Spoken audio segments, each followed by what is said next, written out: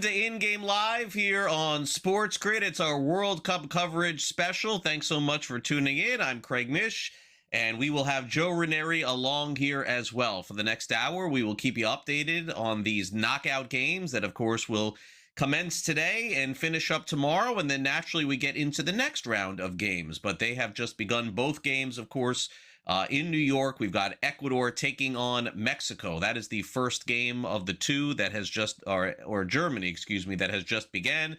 Germany is off to a great start. Of course, they've scored 9 goals in their first 2 affairs, and they've been arguably one of the very best teams in the World Cup. And they are not as big favorites today as you would imagine, because they are sitting the majority of their players. In fact, what they're doing is they're playing a lot of backup players today. So we'll see if they're able to continue the scoring. But of course, Germany posting 3 goals in their last game and were heavily favored. And so they ended up getting it done. That is 42 seconds into the match currently right now. Germany and Ecuador. Meanwhile, the other game that we'll be keeping an eye on is arguably the biggest match in the history of Curacao. And Curacao, this is it. You see them, the huge underdog at 14-1 just to win this match today. Even a tie would probably suffice, but in all likelihood, they are going home after this match. And it still remains to be seen if Ivory Coast will move on, but they have a really good opportunity. Ivory Coast has played 2 matches thus far in the World Cup, and they currently are 1-0-1 thus far in these matches. So those are the 2 matches that we have going on right now, and we certainly will keep on them and discussing them as we go tonight as well, because we still have 4 matches to play here at the World Cup thus far. So, just kind of recapping the scene as to what we can expect this afternoon.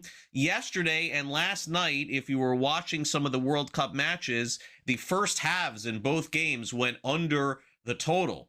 But in the games today, we're expecting a lot more goals. And by the way, we already have one just 2 minutes into the first match. Germany is already on the board. They have scored the first goal of the day here on this Thursday. 2 minutes in, Germany has posted the first goal this afternoon against Ecuador. As I mentioned, they have just been lights out throughout the World Cup action. And right now, it was basically Ecuador trying to save and trying to stop the goal from going in. They ended up kicking the face of one of the players on Ecuador. They got kicked. The player got kicked in the face, but they did not call a foul.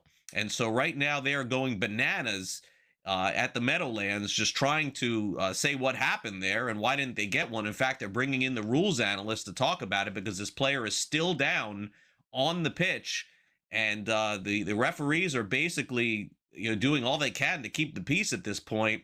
Finally, the defender here has come to his feet.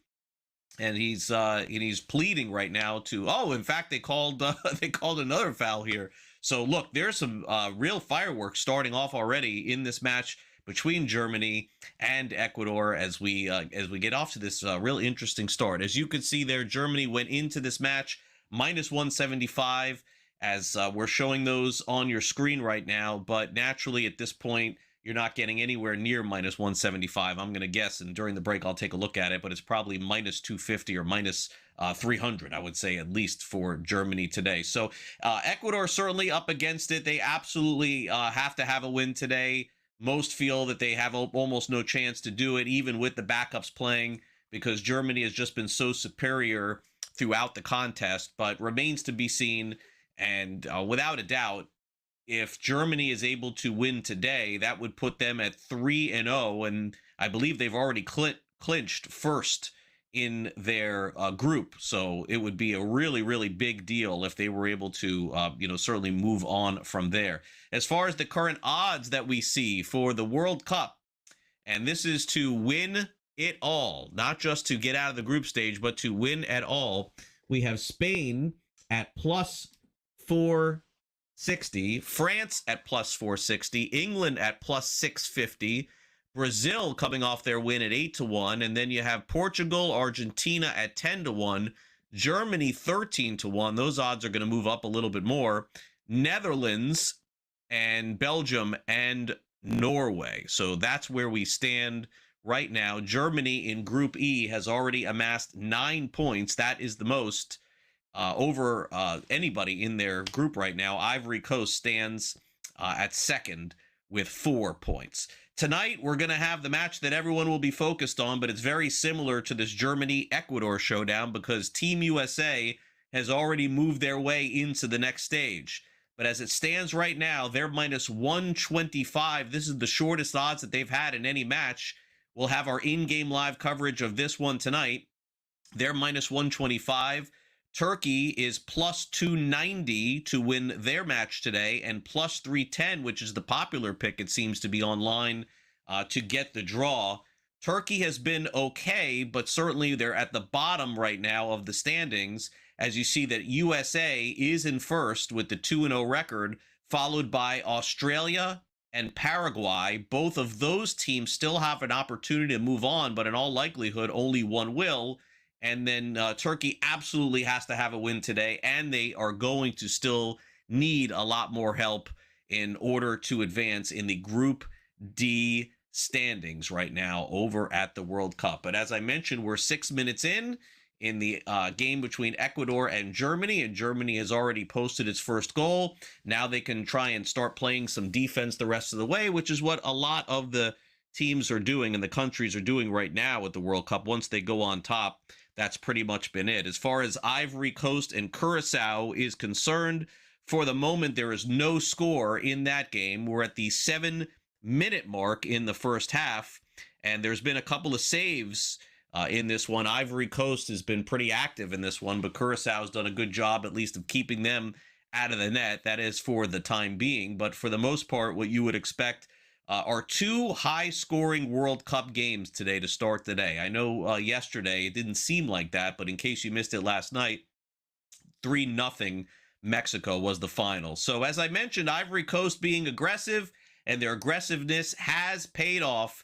Ivory Coast now has a goal on the board, so they lead Curacao by a score of 1-0. That's the current score there. And so we, as you would imagine, already have some activity going on in both of the games today. They mentioned that it would be potentially two high-scoring games. I thought that maybe one would be, but Pepe ended up scoring the first goal today for Ivory Coast, giving them a 1-0 lead. And naturally, Curacao, I would not say, it's hard to say that they were the most inefficient offensive team throughout the World Cup, but they basically just aren't scoring at all. So given that that is the case, they're already trailing 1-0, there's still the potential for a couple of blowouts today. Right now, as it stands, we will follow these two games for you, but as soon as these games are over, we turn over to the games tonight. Tunisia will play Netherlands, and they play tonight at 7 p.m. Eastern. Netherlands right now, minus 1,100, so you can tell who's going to potentially win that one. If Tunisia wins, it would be the biggest upset at the World Cup. Japan plays Sweden tonight, 7 p.m. Eastern. Pretty much a toss-up game, as you could see there. A little bit more juice on the Japanese side. They were plus money. Now they're minus 110. Paraguay takes on Australia tonight at 10 p.m. Eastern. Australia is plus 320. They're pretty good, but again, have already moved on to the next stage. Meanwhile, we have another goal in this game between Germany and Ecuador, and this time, believe it or not, it is Ecuador posting a goal. So this one going over the total. It looks like in the first 10 minutes of this game, if you bet 1.5, you're already a winner. More World Cup coverage coming for you next here on SportsGrid.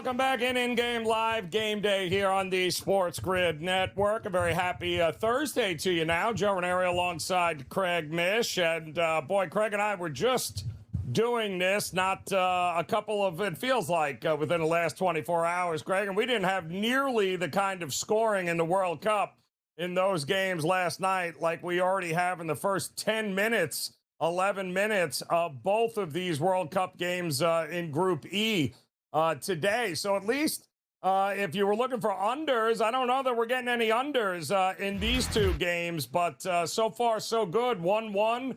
Germany, Ecuador, and we've got Curacao is the only one not on the board yet of these four teams. Yeah, so a couple of observations. The first is that in doing my prep before the show, it did seem that a lot of the prognosticators had a lot of goals coming in these two matches today. That's my first observation. Joe, my second observation is the last 8 minutes were the scariest TV I've ever done in my life. But anyway, I digress. So I digress. So what I would say thus far from watching this is I think Curaçao's in for a long day. And I don't think that we're going to be talking about them much in about 15, 20 minutes. I think their time has come to an end. I know this was the biggest match in their history today, just to even keep it close, but they're really having a hard time scoring. And now that they've given up a goal early, I think they're in trouble. For Ecuador, Joe, they're playing like this is it. And it really is for them because Germany's already advanced. They're playing for nothing. And then I think that you would probably say that once Germany, I would say this, that when Germany went up 1-0, Ecuador could have just been like, all right, that's it. We had a nice time here at the World Cup in New York this year, which, of course, the game is going on. I think they're calling it New York and New Jersey Stadium or something like that. But naturally, it's at the Meadowlands at Giant Stadium. But they could have just packed it in. But no, they bounce right back and they score a goal. So as you said, over bettors in the first match between Germany and Ecuador, I think you're going to cash today. And I don't know. I feel like going into the match, when I looked at a lot of the prep for this, it didn't seem like Curacao had any chance to beat Ivory Coast. And now I'm sort of feeling like it may just be over at this point. So we'll see.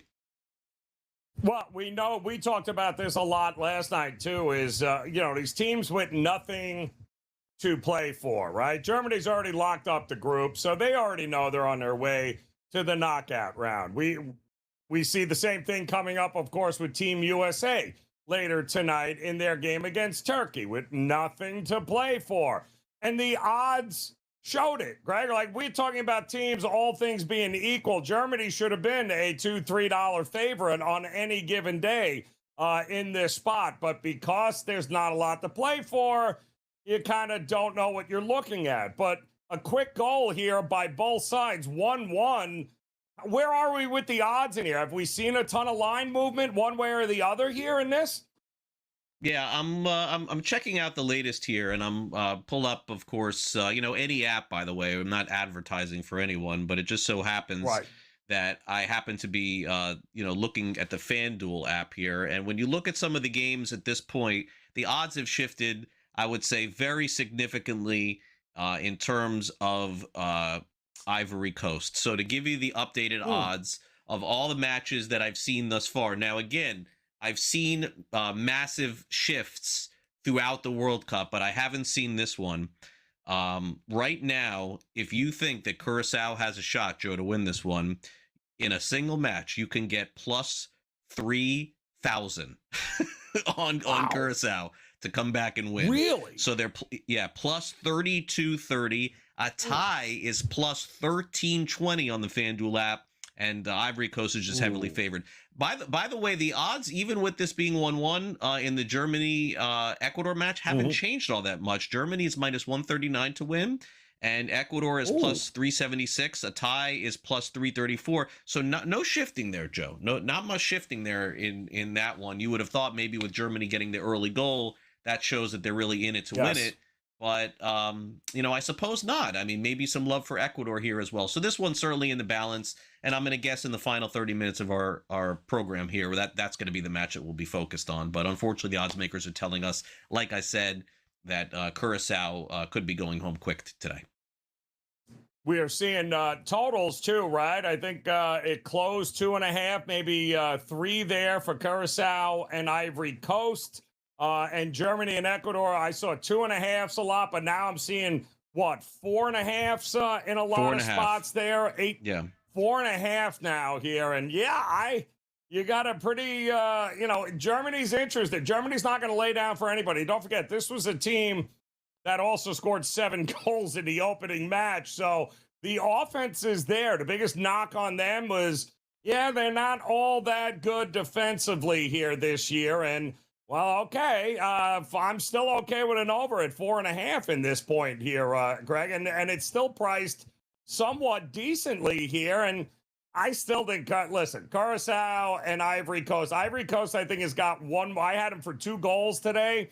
But I think that, yes, we are going to get goals from Curacao. I don't think they're going to get shut out in this one. So even still, I like the overs in both of these spots here, even at these prices right now. I still think goals are coming. And we're only 18 minutes in. You can get plus money on 4.5 with Ecuador, Germany. That you can do. It's plus on the over for 4.5. But as far as the line in the Curacao Ivory Coast match, Joe, that stayed the same. So it's 2.5 right now as it stands. We are about 15, 16 minutes of the game, so that makes sense. Let me give you the total odds here. So 2.5 goals, Ivory Coast minus 118, Curacao plus 2.5 is plus 112. Total goals in the game has moved up in that game between Curacao and Ivory Coast. So I misspoke there.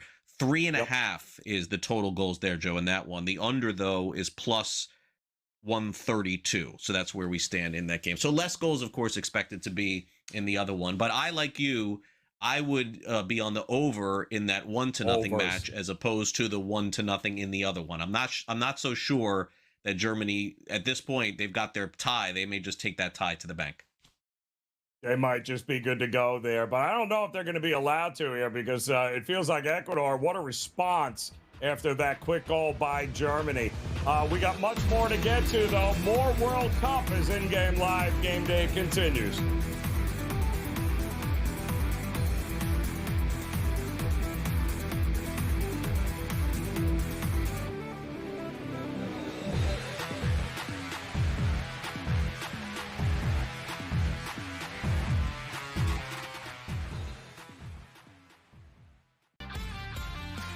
He gives them a chance, but they've got to keep putting people around him. I think he's a very good quarterback. I don't know that he's the one that elevates you all by himself. I think he still needs the help. Excellent player, perfect guy to lead your organization, perfect place for it. And by the way, I'd start him from day one. I wouldn't waste any time on it. But got to put pieces around him, and John Spytek has already started doing that. Outspoken with Dan Cilio. Only on SportsGrid. This is the 3rd time he's been medically checked. Even the refs coming over. He's like, dude, like come on. Like after every sort of play in front of the net, the kind of goal he's done. He's stop jumping. He's on the turf, like you said, like he's like driving off the top rope. Look at him here again. I give him credit. He's freaking fearless. In-game live, only on SportsGrid.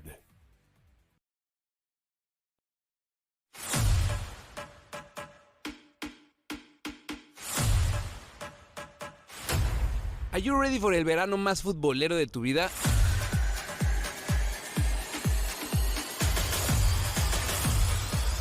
Latination Football Club turns into Copa Nation, our live stream experience every day, de lunes a viernes, 11 a.m. Pacific and 2 p.m. Pacific as well.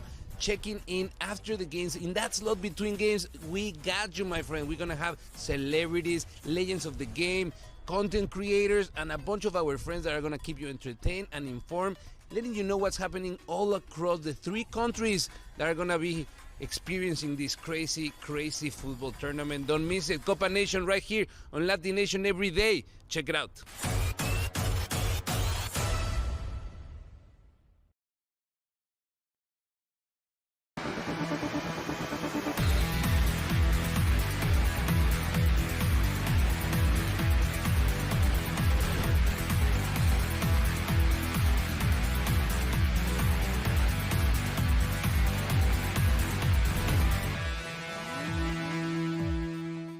All right, welcome back in-game live at Game Day here on the Sports Grid Network. Joe Raineri alongside Craig Mish. And I'm going to tell you here, Craig, one of the big bets here today that I liked, and I just realized it didn't take all that long for it to cash, was, again, I'm a big believer in the both teams to score. And I thought for sure in both of these games, in fact, that was a pretty good bet. Both teams to score was around minus 140, minus 150 in Germany and Ecuador. And it took all of about, 7 minutes in order to get that one to cash here. And I'm still looking for the over.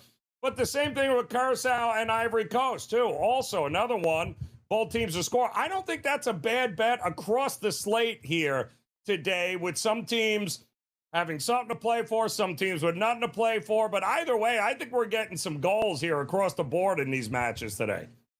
Yeah, and look, I think, look, you've already hit it in this one. I mean, my concern would just be, Joe, at this point, what does Ivory Coast have left? Like, is there anything for them to do except play defense with a 1-0 lead? I guess that would be my concern. Right. Yeah, well, boy, the guy just took one off the face for Curacao. That's going to hurt for a little while there. My goodness. But we're about the 23, 24-minute mark. So 1-1 there. Again, Germany, not a whole heck of a lot to play for. Ivory Coast and Curacao still 1-0. Still rooting for goals here in this one. And, of course, everyone is going to be very excited come a little bit later for Team USA taking on Turkey here. And both teams to score, by the way, in that one was around minus 145, minus 150 there. We talked about this last night. Pulisic is not playing. And I know he keeps telling reporters, I'm ready to go. I can't wait to get out there. But there is no way they are rolling him out in this game tonight. They're not going to need him to beat Turkey anyway. But I am hearing everything out of Team USA's camp is that they have no intention of just rolling over and letting Turkey win this game. So even the backups, I think, are going to be motivated in this one here tonight with the home crowd. But yeah, I think Turkey can get on the board here. I think 1-1, 2-1, that kind of situation, not at all out of the ordinary for that game tonight. Yeah, I think, Joe, that's a fair point. I think the question that you have to ask yourself going into this match tonight for Team USA is more of the motivational question, because they can say all these things, Joe, but realistically speaking, with Brazil and with Mexico and Germany, by the way, okay, all of these teams that are 2-0, let's say, going into their final match, what's the difference between Team USA and all of these other teams? All of these other teams have been there before. All of these other teams have moved on in the group stage, and Team USA has not. So you mean to tell me that USA is going to put their best foot forward in a match that doesn't mean anything and could potentially sacrifice an injury or a player? I'm just not believing it tonight. I like the under in this one. I think a tie is definitely in play. And I listen, Team USA could easily win with their backups against Turkey. I get that. But if there's any country in the World Cup that absolutely needs to be at 100% going into the next round, it's Team USA. All these other teams have moved on, Joe. They've gotten to semis, they've gotten to championships, and Team USA has not. So I got a tie tonight. I don't think they're going to lose, but I think it's going to be a low-scoring game. I can't figure out. I mean, Turkey was a lot of people's pick in Group D to actually win that group. They thought that was the team that was going to give the U.S. squad the biggest issues. I can't figure it out, Craig. They've taken 62 shots in 2 games, and they don't have a single goal to show for it. 62 shots in 2 games, and they can't find the back of the net. It's unbelievable. And we're not talking about Hail Marys. We're talking about expected goals around 3.5, a little bit better than that. So, I mean, at some point, they're going to get a goal, right? Especially against the backups of Team USA. Give me both teams to score here. I think they aren't shutting out the U.S. side here, but I think there's a pretty good chance that we're going to get at least a 1-1 goal in that spot there. Australia and Paraguay is also interesting here tonight. Another one where both teams to score are hovering around minus 155, 160 here. This isn't it. This game's got a couple of different scenarios surrounding it as well. We'll talk about that coming up. We've got an update with, soon to be hydration breaks, I think, coming up in both games currently underway. No additional scoring, but that could change, which is why you got to come back here as In-Game Live Game Day continues.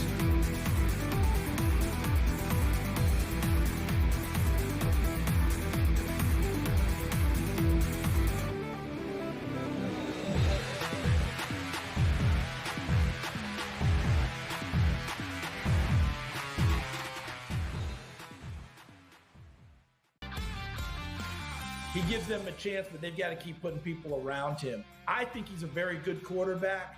I don't know that he's the one that elevates you all by himself. I think he still needs the help. Excellent player, perfect guy to lead your organization, perfect place for it. And by the way, I'd start him from day one. I wouldn't waste any time on it. But got to put pieces around him, and John Spytek has already started doing that.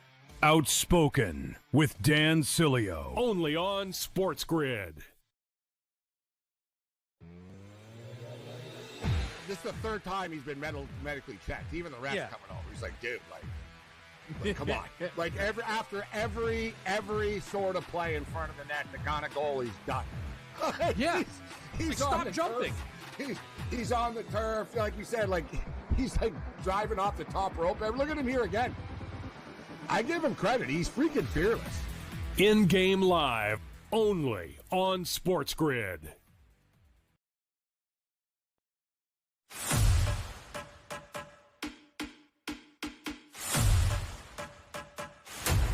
Are you ready for el verano más futbolero de tu vida?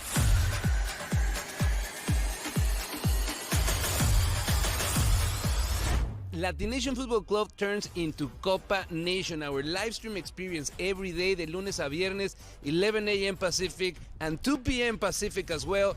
Checking in after the games. In that slot between games, we got you, my friend. We're going to have celebrities, legends of the game, content creators, and a bunch of our friends that are going to keep you entertained and informed, letting you know what's happening all across the 3 countries that are going to be experiencing this crazy, crazy football tournament. Don't miss it. Copa Nation right here on Latin Nation every day. Check it out.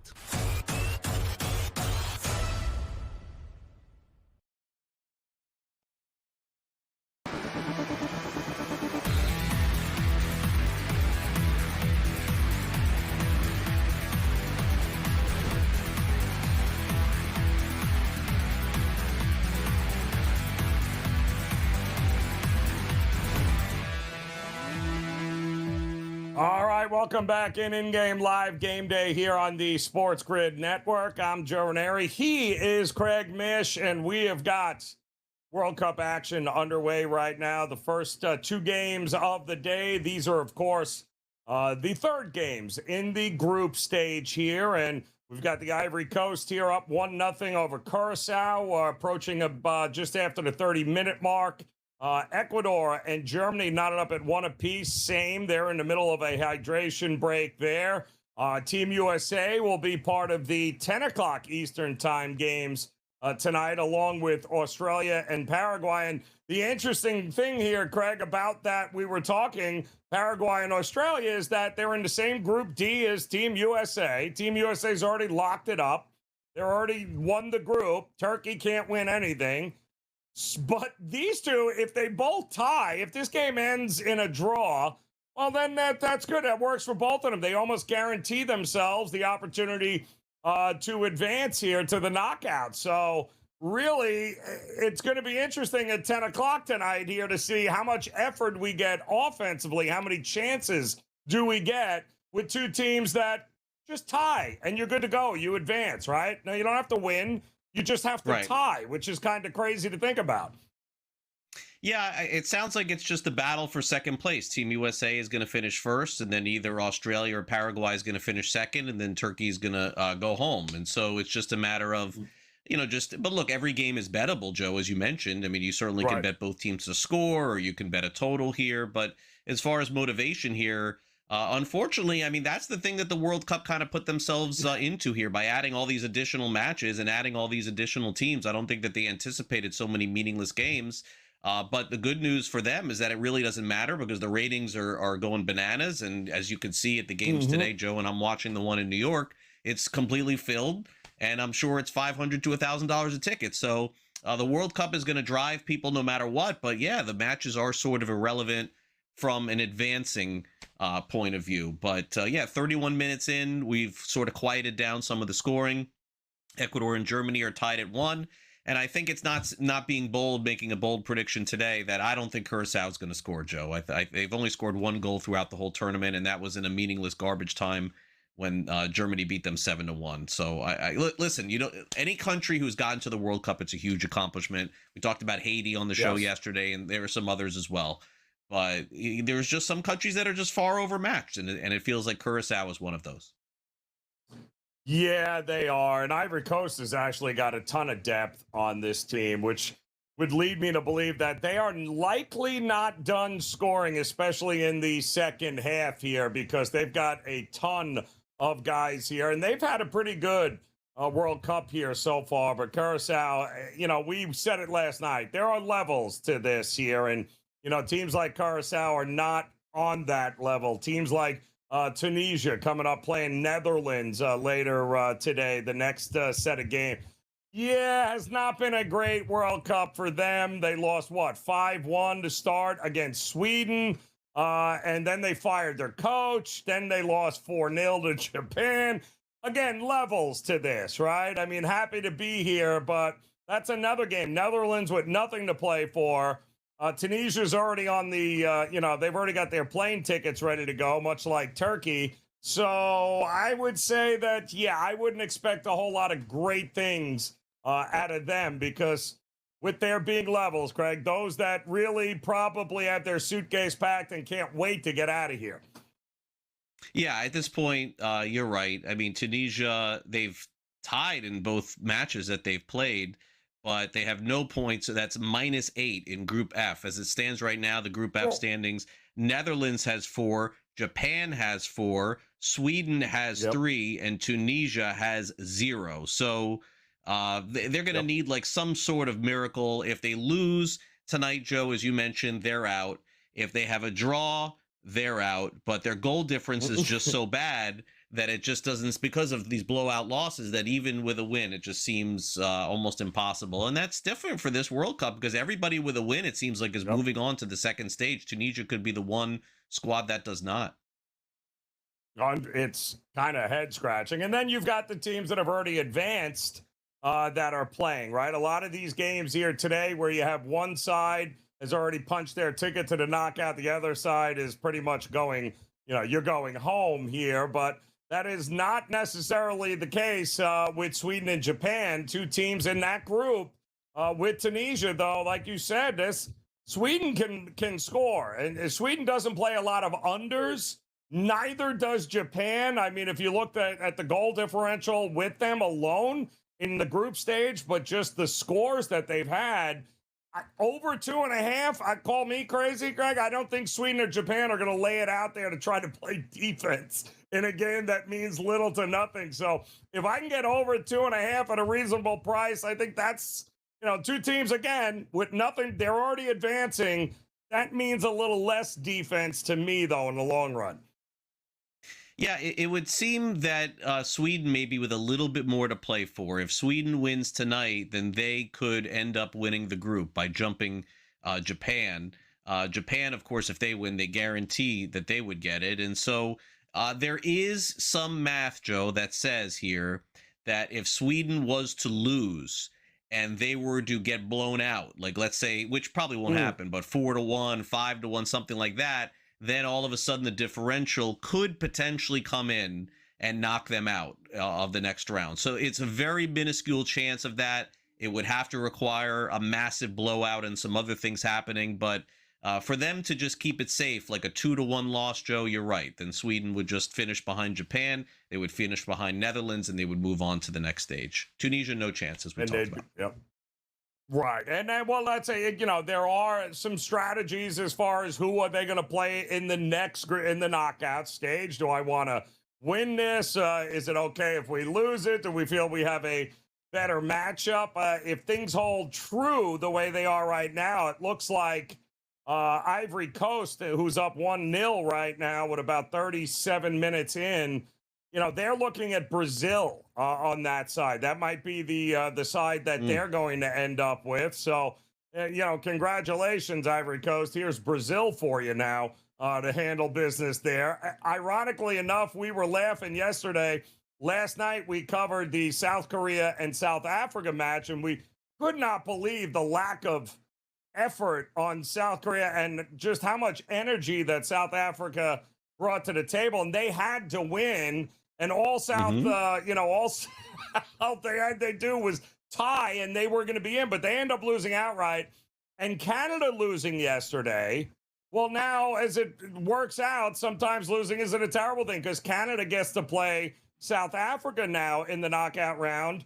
And by the way, they're already a huge favorite because a lot of people feeling Canada's going to be the better team in that one. And it would have been a much tougher matchup had South Africa not won. So you never know how it goes, right? In these things about how the seeding and where it's going to go from here. But which makes games like what's going to see with Sweden and Japan interesting. Is it easier to be coming out of the group as the winner, or is it more beneficial the way the cards play that maybe finishing second isn't that bad after all? But bottom line is, to me, I never want to lose.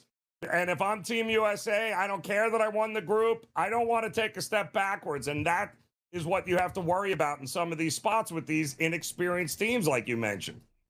Yeah, and again, the USA has no familiarity with moving on to the next stage. No. It just feels like so.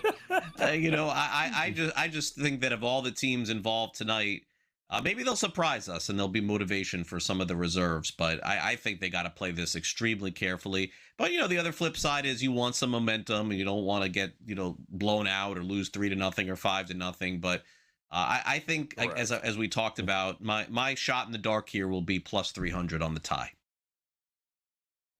I would like to see that across the board, too. That would be absolutely fantastic here. We have updates for you, though. We'll get them to you as in-game live. Game day continues on the grid.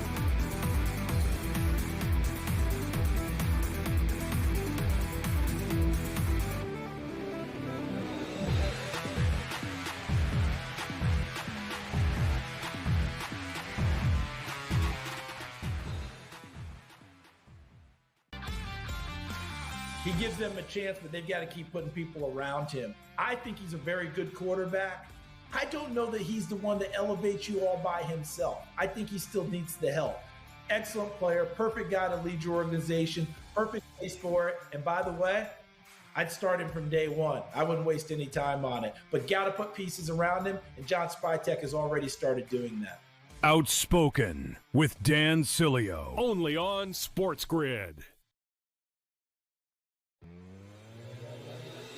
This is the third time he's been medically checked. Even the refs coming over. He's like, dude, like come on. Like after every sort of play in front of the net, the kind of goal he's done. Yeah. He's like, on stop the jumping. Turf. He's on the turf, like you said, like he's like driving off the top rope. Look at him here again. I give him credit. He's freaking fearless. In-game live, only on SportsGrid.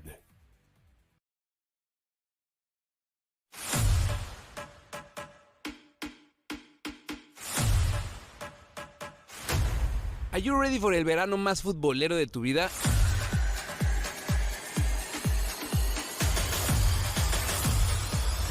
Latination Football Club turns into Copa Nation, our live stream experience every day, de lunes a viernes, 11 a.m. Pacific and 2 p.m. Pacific as well. Checking in after the games. In that slot between games, we got you, my friend. We're going to have celebrities, legends of the game, content creators, and a bunch of our friends that are going to keep you entertained and informed, letting you know what's happening all across the 3 countries that are going to be experiencing this crazy, crazy football tournament. Don't miss it. Copa Nation right here on Latin Nation every day. Check it out.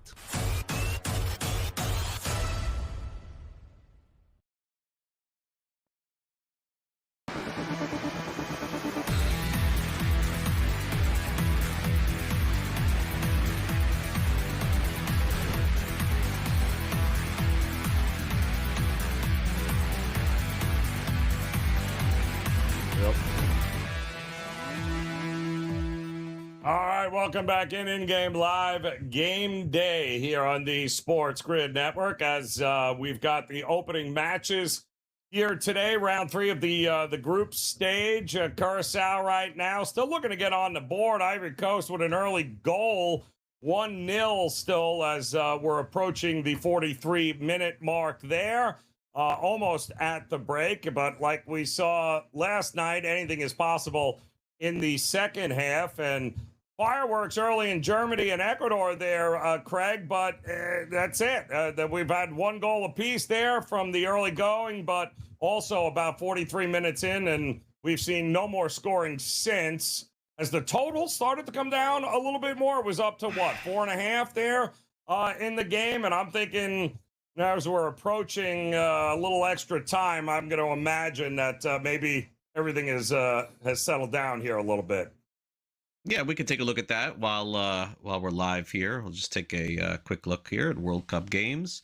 Which total were you talking about? It was the Ecuador-Germany one that you wanted to Ecuador know? was 4.5. Yeah, it was 4.5, and I'm going to guess it's probably 3.5. 3.5 here. But the under is minus 150. So your best bet, your best bet is probably. I mean, if you still think it would go under 3.5, I know we were talking over, but if somehow this stays under 3.5, that's plus money. It's plus 143 over on FanDuel. As it stands right now, Germany is no longer minus money to win. They're plus 104. And Ecuador is plus 316, and a tie is obviously heavily in play here with the score being tied 1 apiece. Curacao, by the way, if you want to throw a buck on them now, Joe, you want to take a shot on what they are to win the game today? Curacao to win the game today. What would you say? Just to win. Can't be good. 2,500 plus 25 to 1. It was already 1. It was already 30 about 10 minutes ago. What do you think it is now? 28. Oh no, actually, it's awful. Did they score? No, seriously, did they score? So. Because the odds just shot down here for some reason on FanDuel, back down to 30. I don't know why. They are not good. I mean, does FanDuel track it where if you have it on one side of the field, they change the odds? Maybe because that's what I mean. Look, I've never followed this closely. Okay, so they're plus 32.30 Curacao to win. Ivory Coast minus 900. Oof, that is ugly on so many different levels. Some of these, and they swing. You think it's bad pitch to pitch, Craig, on the in-game stuff? I mean, the possession here, the in-game odds are just absolutely over the top here. I mean, 1-1 Germany, Ecuador. They closed around, I don't know. I mean, 130, I think it was. Germany was the favorite. And now what do we got? A couple of goals in 1-1. We're coming up on the extra time here, which I don't think there'll be an awful lot, but it's, and not much has changed here since the opening number, except I still think the draw might very well come into play in this one here. But plenty of soccer to go. We thought that yesterday too with Mexico was not playing any of its starters there. They were trying to go deep into the bench here just to get everybody ready, but 2 quick goals there in the second half after a yawn fest early. And next thing you know, Mexico is good to go undefeated. And we're going to see if we can get maybe some extra goals. 9, I believe, only 2 shots on goal for Germany, 1 for Ecuador.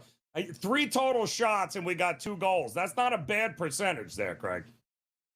No, but really the story for Ecuador, as I see here, and nothing significant and no red cards, but 9 fouls by Ecuador thus far called in this game, and you have to wonder at the end of this one if they look back and say, maybe with all the stoppage time and things that we've caused, maybe if we didn't foul as much, maybe we wouldn't have had an opportunity to score. But speaking of that stoppage time, they added 4 minutes, so within the next 5 minutes here on In Game Live, we're gonna send Ecuador and Germany to halftime, and then obviously I think we're in for an exciting match this one in the second half. I don't think the other one as much, but definitely I think Ecuador has showed up to play today, and Germany's already clinched, so they're going to face the 3rd place team in the round of 32, and Ecuador probably going to go home, but look, it remains to be seen. Maybe they just win this one for posterity, and then that puts them in the mix. And I still think goals are coming in this one here. So with Germany clinching, I believe they're going to get a third-place finisher one way or the other. But I still think both these teams certainly have the opportunity and the firepower. Germany, by the way, 11 consecutive World Cup match wins. And that's the other thing with some of these teams, Craig, that you talked about, teams that have been there and done that. We mentioned Brazil almost never loses a group stage match. They always end up winning their group in these events. And same thing with Germany. So you'd be people taking their foot off the gas, so to speak. Not so much with the World Cup in soccer, because there's a lot of history here and a lot of pride with these things. That this isn't a load management situation where guys are taking a Tuesday off. Yes, it's a marathon, not a sprint, but that doesn't mean the guys that are playing want to be known as the team that ended up losing a game that they should have won by 2 or 3 goals. So it'll be interesting, the effort we get in the second half for sure in a 1-1 game. Absolutely. And regardless of the hydration breaks, that these guys are tired in the second half of these games. And so that could affect one team, maybe not affect another. And really that's where the depth of these squads come into play. But I'll be curious to see how Germany plays this in the second half, of course, knowing that they've already advanced. But definitely a very spirited first half. Joe, the only issue that I have with today's matches is all the goals were scored in the first 7 minutes of our show, and that was it. That was it. So yes, that was it as of right now. So what are you gonna do? Yep. Yeah, we did get 3 goals right kicks away either. Yeah, not a lot I've seen none. We finally got a corner kick here by Curacao, which it looks like they're gonna get another one. But I haven't seen nothing crazy. You mentioned a lot of the fouls. But we haven't seen any golden opportunities, so to speak, here outside of the early goals. So we'll see if that changes here, though, as we get ready, of course, for the second halves, as in-game live game day continues here on the grid.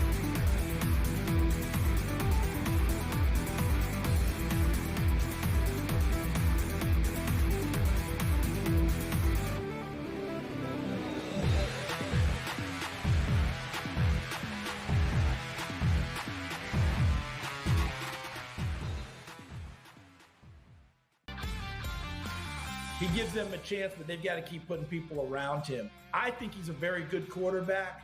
I don't know that he's the one that elevates you all by himself. I think he still needs the help. Excellent player, perfect guy to lead your organization, perfect place for it. And by the way, I'd start him from day one. I wouldn't waste any time on it. But got to put pieces around him, and John Spytek has already started doing that. Outspoken with Dan Cilio. Only on SportsGrid. This is the 3rd time he's been medically checked. Even the refs coming over. He's like, dude, like come on. Like after every sort of play in front of the net, the kind of goal he's done. Yeah. He's stop jumping. He's on the turf, like you said, like he's like driving off the top rope. Look at him here again. I give him credit. He's freaking fearless. In-game live, only on SportsGrid.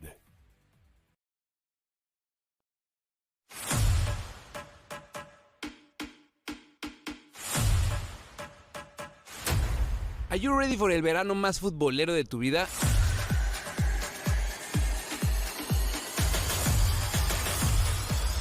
Latination Football Club turns into Copa Nation, our live stream experience every day, de lunes a viernes, 11 a.m. Pacific and 2 p.m. Pacific as well.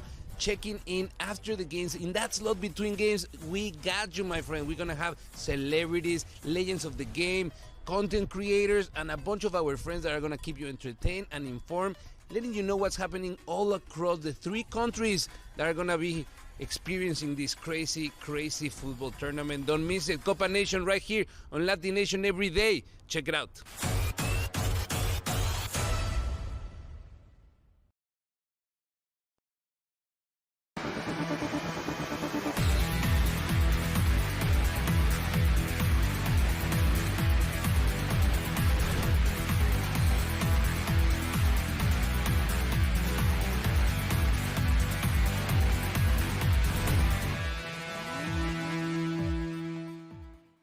right, welcome back in as we are at the break here.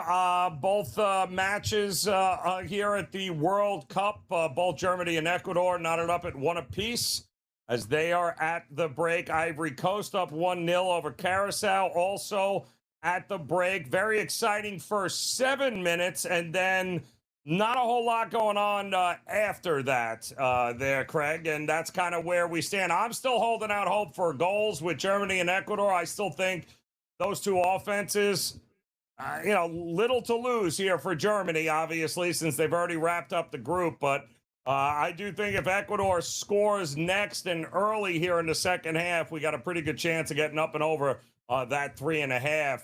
I'm still holding up for Curacao and the tie as well. I think they can get a goal in the second half, although offensively wasn't exactly a tremendous showing here against the Ivory Coast early on.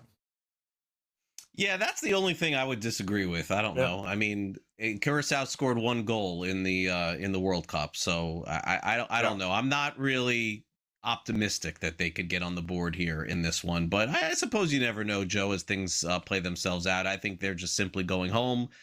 The other one is you're right. I mean, it's just it shows you that I think a lot of folks, including us here in the United States, maybe we don't watch soccer as much as some others. I think that's fair to say. But what's really fascinating about these matches is you could get games where there's no goals whatsoever, and then in the first 10 minutes of watching 2 games, you get 3, and then nothing for 45 straight minutes. So to me, that's the one dynamic about soccer, football, that really is just so unpredictable, where teams could just go on a roll, get hot, and then you could just, snooze your way through the rest. And that really, truthfully, is my point. I have no problem with matches, Joe, that end 1-0, 2-1, 3-1, but you can't sit here and tell me that a 0-0 match is exciting. I mean, I refuse to believe that. Now, if there's a ton of shots that don't go in, maybe that is the case. But in my short history, meaning the last 15, 20 years of watching some of this stuff, any match that I've seen that's been 0-0, that's the one. Those are the ones where I'm just like supremely disappointed. So you can imagine last night as we were doing the show for the first 45 minutes, nothing happened basically in any of the games. I'm like, what are we doing here? Come on. Yeah. To me, that's my discontent with soccer, is just when nobody scores at all throughout the whole game. I can watch for 2 hours as long as somebody scores a goal. When there's nothing at all, then my complaining begins. Yeah, well, it's going to be interesting, too, because the group stages is where you think you would see more of the blowouts with teams a little less to play for here, and that maybe the games will get a lot tighter as we get to the knockouts coming up. And of course, the top 16, and we go down from there. But goals are going to be harder to come by, certainly, as this tournament continues to move along.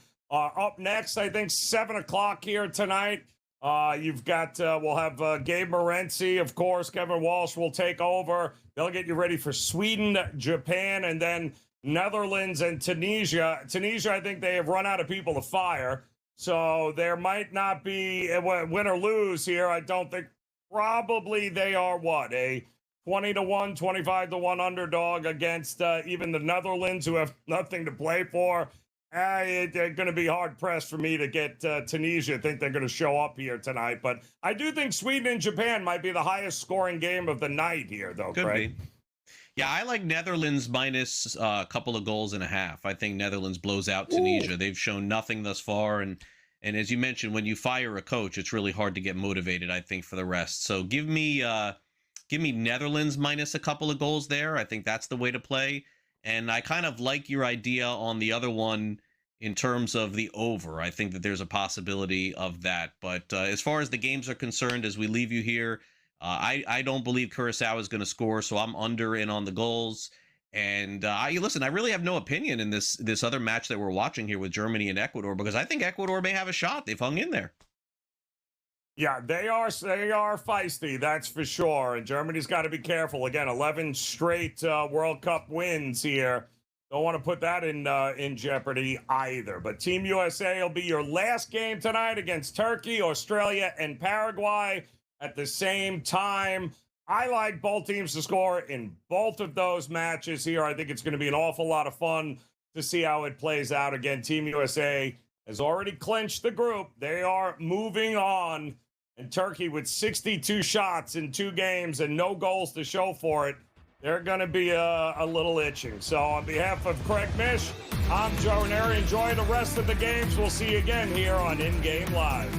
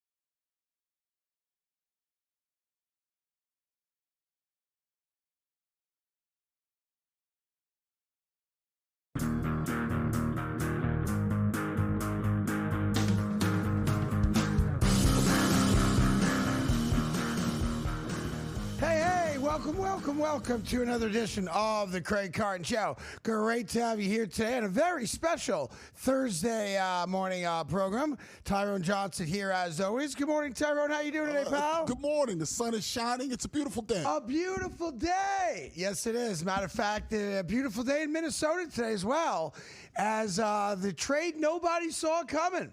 The Minnesota Timberwolves give up their entire future to Naz Reid to go get LaMelo Ball. Right? Well, it's not actually the compensation wasn't crazy. By the way, I love the trade. I'm a huge LaMelo Ball guy. You are. LaMelo Ball did a great job this past year down in Charlotte, and now you've got a legit point guard and scorer to complement Anthony Edwards out there in Minnesota. Now, not a lot of depth on that team right now. You're going to have to figure that out. And Rudy Gobert becomes a huge piece now defensively, as he should have been, but really wasn't last year for the T-Wolves. But I love this trade for Minnesota. Yeah. There's like 3 first-round pick swaps. I don't care about them. Yeah, 1 pick. 1 number 1 pick, obviously. And 3 And Green also goes along with LaMelo Ball yes. To Minnesota. So Minnesota, A brand new team. Yep. Julius Randle gone, obviously. Yep. DiVincenzo not playing this year because of the Achilles injury. And now you get Naz Reid out of town. And LaMelo Ball gets to team up with Ant Edwards. And I know Ant Edwards, kind of a tweener. You could say he's a shooting guard. You could say he's a small forward. But he does have the ball in his hands a lot. Yeah. That's the best backcourt in the West. What'd he say? Yeah, I said that's the best backcourt in the West. We'll have to wait and see. You got to wait and see. But the Spurs have a great backcourt. Younger. Not as good as that backcourt. It's younger. But the problem is you got to see fit. And one question is, you have two guys who need the basketball, very interested in how LaMelo Ball plays off the ball as a spot-up shooter. He's not playing off the ball. Well, he's going to have to play off the ball. And Edwards is not going to have to play off the ball. LaMelo Ball is a true point guard, in my opinion. Right, so what you just announced was they have no future. They could win a championship. Their best player has to have the ball.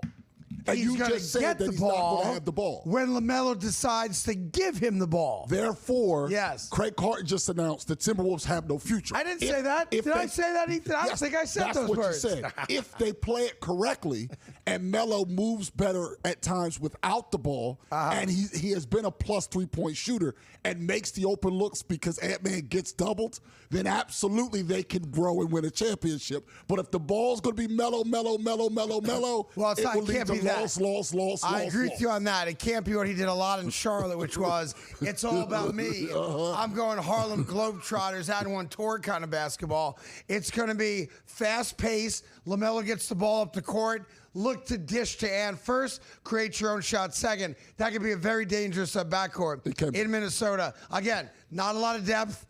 Gobert's going to have to be a rock star on defense, but that's going to be a very interesting team to watch. And I love what they did. I love it. And I love what they did. They changed up. They said, we are not good enough with Julius Randle as our number 2 option here we need a real to win. We need a legitimate scorer so that Ant Edwards doesn't have to score 35 every night in a playoff game for us to have a chance to win. You now have 2, I think, generational scorers, both under 27 years old. It's going to be really interesting to look. And also in the East now, Charlotte actually becomes more intriguing. No, they don't. Because they now have a $40.7 million trade exception. So now they can take on a huge contract for free. Nobody wants to go to Charlotte. No one is going to Charlotte. It's a trade. And the Knicks, it's not a free agent. The Knicks own the East right now anyway. No, they don't. So, like, what Charlotte does is the East right immaterial to me now. You'll see. The only reason to watch Charlotte was LaMelo Ball. No, it wasn't. Let's be honest about it.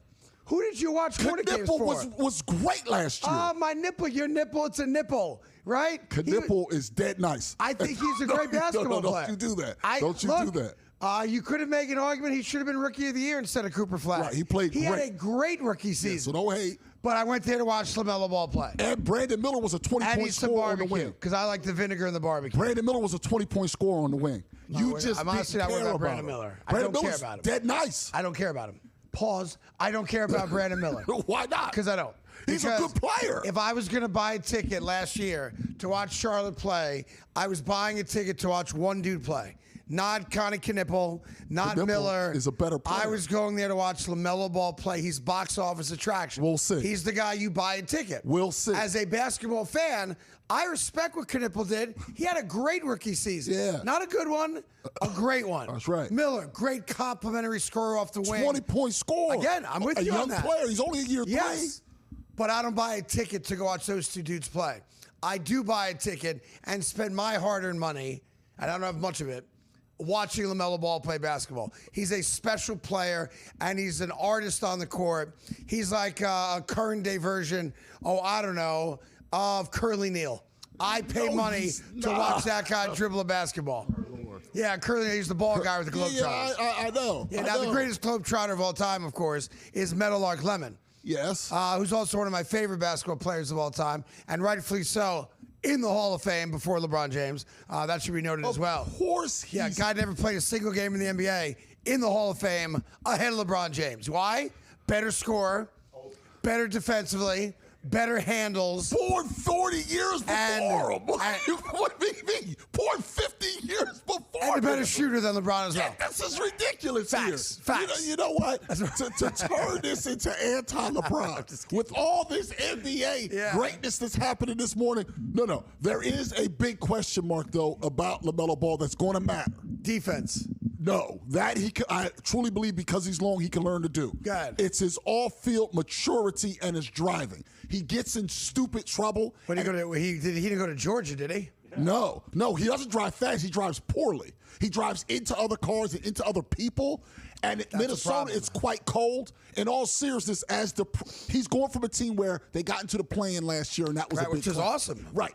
This year, though, they're going to expect him, at worst, they're going to have to either go they're going to have games. to be no worse than a 4 seed. Right, and they're going to have to go deep in the playoffs against either OKC or the Spurs because it's just one or the other. It's going to be there's no 100%. It's going to be one of them, and he now has to show that what he can do. So what you have to get a sprinter and a driver? Yes. Is that what you want him to do? Actually grow up and be mature? I think he has and not drive himself to work or anywhere else because he's a menace on the roads? Yes. I think for the fine people of Minnesota, who are probably busy ice fishing and not on the roads that much anyway, he's a menace to them. He's a menace. And if I was Minnesota, I'd put in his contract, we'll provide it for you. Driver, sprinter. Right. And the other part is we've seen different times. We've seen it with Ant-Man, who's been to the conference finals Let me already. tell you this just real quick. Yeah. There was a moment in my life when I was being very bougie and egotistical. Yeah. I had a sprinter and a driver. Yeah. Which camera am I looking into? This one? Yeah, that's right. This one? That's the one you always look to. Yeah. It's awesome. I'm sure it is. Yeah, awesome. I'm sure it is. I'm sure there's times where you took it I had 2 TVs. I had 2 Xboxes. I had an Apple Mini Mac in there. Oh, I had a couch that became a bed with the push of a button. Yeah. I had captain chairs. I had a place for the weed. I had a refrigerator. Oh, that's nice. I had a banging sound system. I got in. I closed the door. I didn't know where I was. Georgie, take me wherever I got to go. And I couldn't afford it. I didn't really need it. My apartment was 5 blocks from the radio station I worked at. And you took the Sprinter?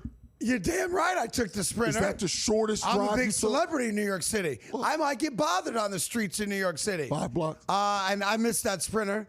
I missed that. I missed George running out of that special liquid you have to put in the engine or else it seizes up and you get stuck on the turnpike. Yeah. I miss those days. Wow. I miss taking the entire kids' Little League team in the Sprinter to go to a game, with our theme song to get the kids all jacked up for soccer or baseball or basketball. It was, I hate to say it, but it was Pitbull. We always just listen to Pitbull. Okay. And Lil Wayne. Well, Pitbull's fun. It was either Pitbull or Lil Wayne. Yeah. You'd open up the door to the Sprinter. 20 little kids would come running out, dominated the competition, right back into the Sprinter, hit McDonald's, get some ice cream, and call it a day. It's not bad. That being said, LaMelo Ball should do the same exact thing.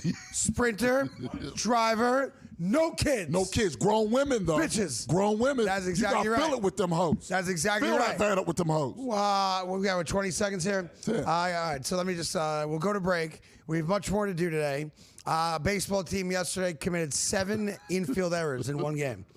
And I'm not even making that up. I'll tell you who did that. And why does the WNBA hate Cutting Clark? We'll get into that as well.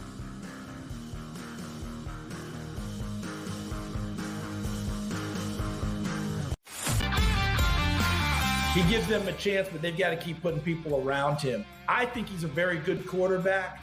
I don't know that he's the one that elevates you all by himself. I think he still needs the help. Excellent player, perfect guy to lead your organization, perfect place for it. And by the way, I'd start him from day one. I wouldn't waste any time on it. But got to put pieces around him, and John Spytek has already started doing that. Outspoken with Dan Cilio, only on SportsGrid. This is the 3rd time he's been medically checked. Even the refs coming over. He's like, dude, like come on. Like after every sort of play in front of the net, the kind of goal he's done. Yeah. He's Stop on the jumping. Turf. He's on the turf, like you said, like he's like driving off the top rope. Look at him here again.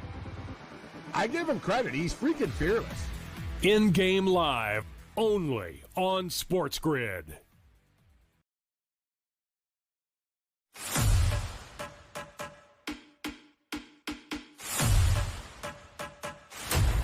Are you ready for el verano más futbolero de tu vida?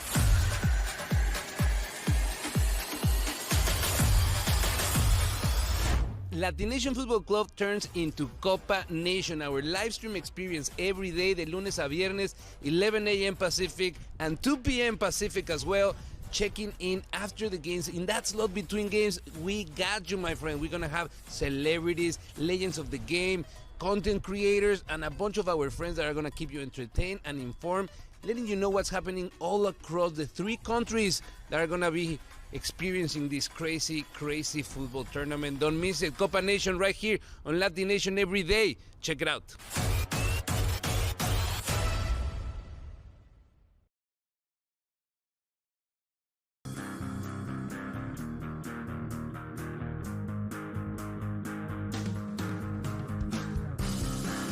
Welcome back to the Craig Hart Show. I've been very clear about this, I think, repeatedly. I am not a WNBA guy. I don't watch it. I can only name maybe 3 or 4 of the gals that are in it. I don't dismiss the fact that they're wildly talented for women, playing basketball at a professional level. Good for them. I don't begrudge them anything they've achieved in this world. If they can make tens of millions of dollars, good for them.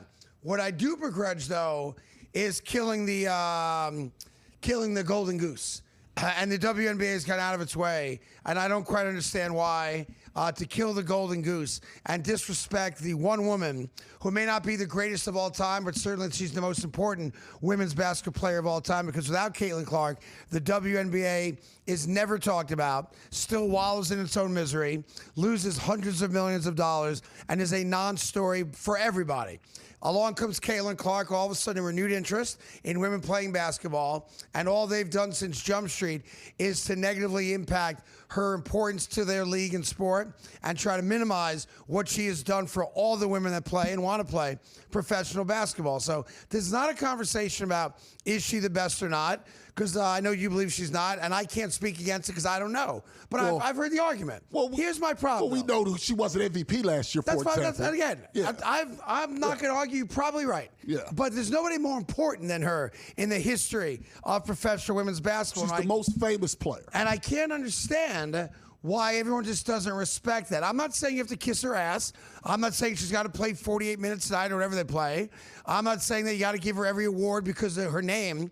But you have to respect the fact that buildings are sold out for the first time in WNBA history last year, or 2 years ago, because Caitlin Clark exists. And the only reason I bring it up is on my algorithm, I see like a celebration poster. It's the 30th anniversary, there you have it, of the WNBA. Mm-hmm. There's a lot of women that should be on that poster. And they have a lot. If you want to go back to, I remember like Lisa Leslie. Yeah. I know that name from 30 years ago. She's on the poster. She should be on the poster. Dawn Staley's on the poster. Great, okay. Becky Hammond's on the poster. Great, and I have no issue with any of that. Maya Moore. But you cannot put out a promotional poster celebrating the 30 years of the WNBA and not put the woman who is singularly most responsible for the popularity and the newfound money and the newfound way of travel and hotels and all the stuff that happened post Caitlin Clark, coming in like a house on fire. And I see this dumb poster and there's no Caitlin Clark on it. And I'm saying to myself, I know I can't name half the women there. Guilty as charged. I am not a fan of it. I will never watch it. I don't care about it. But I do know who Caitlin Clark is. And I've met her. And for you to celebrate the 30 years of your sport that nobody has ever cared about until Caitlin Clark became a professional and not put her face on that poster, you're either brain dead, stupid, or you hate her. And I don't understand why. Now, I'm not a fan of her, but it's her own fault. I'm not a fan of her because of her. But she is the most famous player. You can't put one of her teammates on the poster, which they did. Did they? And not put her on the poster. They hate one her. of her teammates is on the poster now. I couldn't even name one of her teammates except for the hot one from Playboy. She's on the cover. She's on there. Well, I like her on the cover. Yeah, but she's on there. Yeah, but she should be on every cover. No. Matter of fact, Sophie Cunningham should be the face of the league. She should not be the face of the league. She should. No, she's the hottest athlete maybe in the history of American sports. No, she's not. She's not the hottest player in the WNBA right now. Oh, it's not even close. She's not even the hottest player in the WNBA. There's her and then a lot of gals should be on the cover of Popular Mechanics. That's not true. That's what we have right now. See, that's hating. By the way, I think Paige Beckers is attractive too. She's on the cover. But I know she don't like poster. me, so. No, but that doesn't mean you can't like her. I do like her. Be reciprocal. I like everything about her. Yeah, I want to see some videos too, as a matter of fact. That being said, Skylar Diggins is the most attractive WNBA. Again, it's to each their own, right? Beauty's in the eye of the beholder. To each their own. Yeah. But I can't for it actually bothers me. But because I can't figure out why. But hold on. Why are you killing the golden goose? But hold on though. You said out loud. And this is what doesn't make sense to me. Do it. You're outraged. You said, I'm not a fan of it. I hate it. And I'm not going to watch it. I'm never going to watch it. So why do you give a damn who's on the poster? Now me, I do like it, and I do watch it. Now, not all of it, because I have But you agree she should be on the poster? Of course she should be. Okay, so we're in lockstep on that. It's insane. And we come from two different places. You love women's basketball. God only knows why. I don't like watching women's basketball because I'm normal. And we both agree that she is the most important figure in basketball in a very, very long time, maybe ever. And the fact that you purposely don't put her on that poster, it's terrible. Is just from a pure marketing standpoint. It's stupid. Right?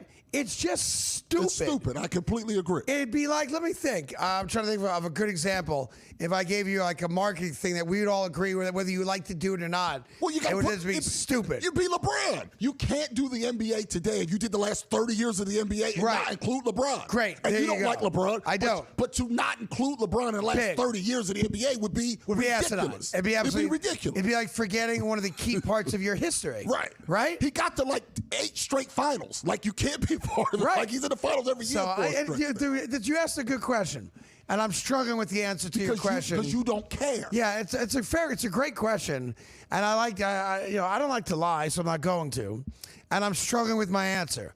I think the best way to answer your question for someone that's never going to watch the WNBA, and I never have. Why do I care that they make this terrible marketing decision? And I think the best answer I have for you is that I'm really kind of like a modern day Batman, I guess. I'm like a superhero that likes to just right wrongs. Yeah, but Batman's problematic. I think like Superman, Batman, go Superman. Aquaman, Spider-Man, pick your favorite superhero. Batman kind of goes around the city as a vigilante and harasses people. I agree. Batman has no superpowers, but he's regarded as a superhero. People love him. So I think my stock in life these days is when I see a wrong, I have this insatiable desire to right wrongs. Even though it has no impact on my life whatsoever, I will never watch a WNBA basketball game. Not because they're not good at basketball. For women, they are. I just have no interest in women playing basketball. Right. And by the way, let me just say this. That's not sexist. That's not misogynistic. That's just a matter of opinion and what you like to watch on TV and what you don't like to watch. Okay. Right? Yeah. I like watching American Idol. I don't like watching The Voice. Matter of opinion. Yeah, I don't like The Voice either. And also, The Voice has created 0 stars. I like watching America's Next Top Model. I don't watch Project Runway. Well, right? Because it's just a matter of opinion. Very, very different. But so I want to be clear. One's about the clothes. I don't want this to come out wrong. Yeah. I respect their ability and their talent. Yeah. I just have no interest in watching it. That being said, stop hating on Caitlin Clark.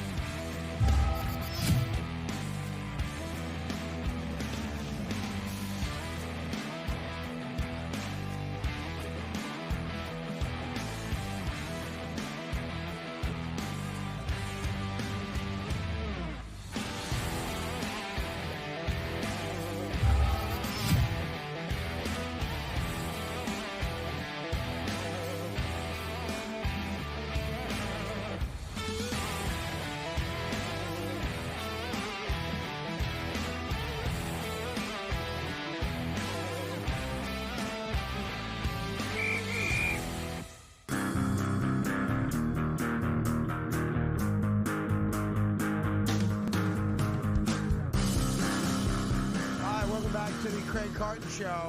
The major change in the world that I didn't see coming. Apparently, it's no longer called Turkey. It's now Turkey Yay! Is the new pronunciation. Did we talk about that? I only bring it up because USA is playing Turkey Yay! Tonight, but the game doesn't mean anything. We've already clinched the group, I guess. And now July 1st, we're going to be playing against Bosnia and Herzegovina. Like it's 1 versus 2. I don't quite get that. I think that's unfair to play against two countries in one game. But we're playing against Bosnia and Herzegovina. Well, that's one of the. There's one other option they could play. That's going to be out at Levi Stadium, right? Or SoFi. I think it's at SoFi. Pardon me. Yeah, in LA. Out in LA. That's on July 1st, which is what, next Wednesday? I believe. Yeah, that's right. They play tonight, USA, and I think it's good. I know like 4 of the dudes aren't playing. They have yellow cards. Yes. Because if you get another yellow card, it becomes a red card. Right. And then a red card means you miss the next game. Right. Therefore, we're going to protect our dirty players and make sure they don't get a yellow card and miss the game against Turkey. Yay! Out at SoFi next Wednesday. But I'm interested to see. I think tonight's game's in San Francisco or Santa Clara at Levi Stadium.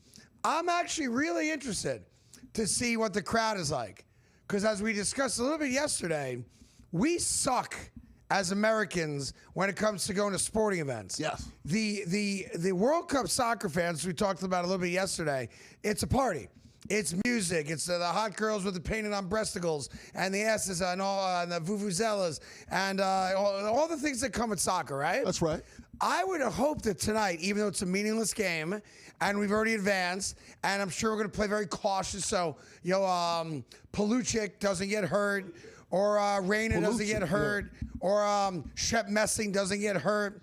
But I want to see a raucous crowd tonight. I think you will. I'm going to watch the game tonight because I want to see how raucous the crowd is tonight, even though the game means nothing as we get ready for the round of 32 against Turkey. Yay!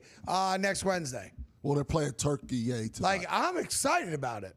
I want to see it. I'm sorry, Turkey Ace tonight. Tonight. Yeah. And then we play Bosnia and Czechoslovakia. And there's another option, so that's not locked in. No, it's locked in. It's not locked in. I read it yesterday. It's locked in. It's not locked in. Who's the soccer guy here? Me. July 1st, we're playing Bosnia Herzegovina now. And if we win that game, we most likely play Egypt in the round of 16. No, we're playing Egypt most likely. That's See, you keep on saying how everything. Yeah. It's not all locked. Bosnia's locked. Okay. That's a lock. Okay. I'm telling you. Who played with Pele? Right. I played with Pele. You did not. I met Giorgio Cadalia. You did not. I have an autograph from Werner Roth on a napkin. You do not. Have you been to an MLS I'm conference friends with Shep championship Messing. game? You are not. Have you been to the MLS I don't know what the conference MLS championship is. game? You What's don't the know what MLS is? No. Lacrosse? Major lacrosse? No. I'm not a big indoor lacrosse everybody, guy. just so you know, just isolate that. I'm not going to tell him, but Mr. Soccer just said NASL. out loud The NASL is the only soccer league we're that talking he about. didn't know that what MLS was. Not that he didn't watch it. He didn't know what it was. Yeah, major lacrosse things, stuff. I think that's major lacrosse stars, major lacrosse stars. And what's funny Gary is and Paul Gate in that conference championship game, New York played in it. Against Philadelphia. Yeah, against the Union. Yeah, and New York won because you guys lost every championship that year. No. The Union beat them. In any event, are you going to watch the game tonight or no? Yeah. Like, is it appointment TV for you? Yes. What time's the game? 10. Oh. But it'll be done by 11:30. The game's moving. I tell you what, if you agree to watch the entire game, I'm watching the entire you game. do tomorrow's show from home. You do not have to come into the city. How's that? Deal. I mean, I'm going to quiz you, though. That's fine. And I'm going to say, I was watching the game. Do you remember when this happened? Yes. And if you don't, right? Yeah. And I may try to trick you. Yeah, that's fine. If you don't, then you can't take another Friday off this summer. How's that? Easy. Done and done. Done and done. All right, 10 o'clock tonight, USA Soccer against Turkey. Yay! And again, it's a meaningless game. We've already advanced to the round of 32, which I don't think we've ever done before, right? In World Cup history, so this is like a first for us as Americans. Yeah, no, Americans have. Never gone to the... No, They've gone a bunch of times. I don't think we've ever advanced. I'm not sure they've ever advanced. We've advanced past almost the round of 32. We've never gotten to the Sweet 16, but that one time Once. with But they've Alexi gotten- Lalas, who everyone seems to hate. He was a defenseman, and it's his fault for people hating him. Yeah, If he people would seem shut to up, people dislike hate his him. coverage. Yeah, he's not. I think Fox does a good job with the coverage. Fox I'm a big does. Rob Stone guy. Rob But Stone's Alexi great. Lalas is like the Charles Barkley of soccer coverage. No, I wish he was. Oh, he's not? He's not. But he's No, like the guy people talk about. Like, how can you say this? How can you say that? No. Right, he's- but yeah. Barkley, people Like him. is beloved. Got yeah. it. Yeah, and also you have Thierry Henry there, who people see. Yeah, like I a used great- to drink with Thierry Henry. He was a drinking buddy of mine. When? For real. When? So Thierry Henry played for the Red Bulls. Yes, after He's, a great he's- career in France. Oh, he's from and in the France. Premier Yeah. League. He's like one of the greatest French players of all time. Yes. Next to Nadine and Mbappe. I'll tell you the story after the break. Okay. Me and Thierry Henry used to be drinking buddies. Henry. True story. At an outdoor rooftop pool at a hotel in Manhattan. Wow. He and I used to drink together.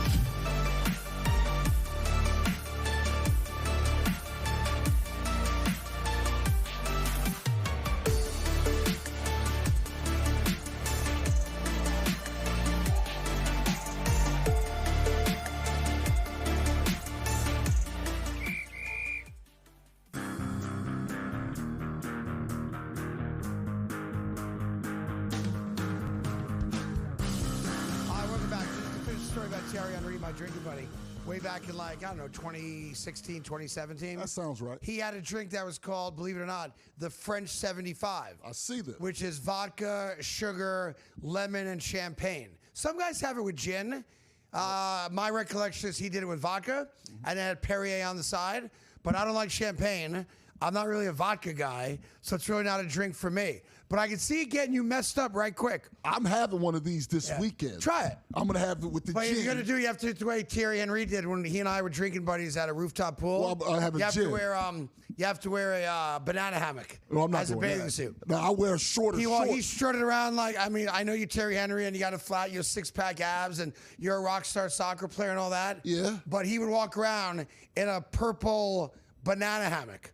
Well, and I'm out here with like cargo shorts down to my ankles, like I why? got capris on, because that's how you should be dressed if you're drinking by the pool. That's not how you should be dressed. And he was just like, man, you guys are junks. both wrong. I'm like, Terry, you junks in my face. Get out of my face. And he spoke broken English. Well, like he's he can French. understand English. Yeah. I don't understand any French.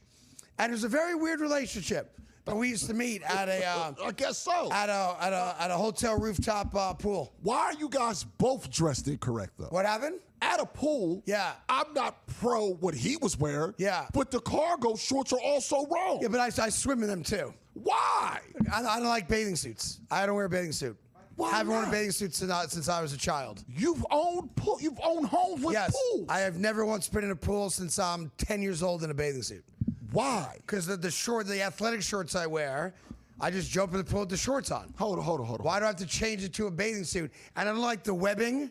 around So your get junk. ones without webbing. They sell those. I don't know if they do. They Tyrone. do sell them. That webbing, it chafes against your inner thigh. I can't have it. As a person who owns, I jump in underwear and my shorts on. yeah, right. Into a So pool. Why you is that buy so ones weird? without webbing. It's super weird. I don't see why that's so weird, guys. You've owned multiple homes with pools. I've owned. More Yes. than one with the pool.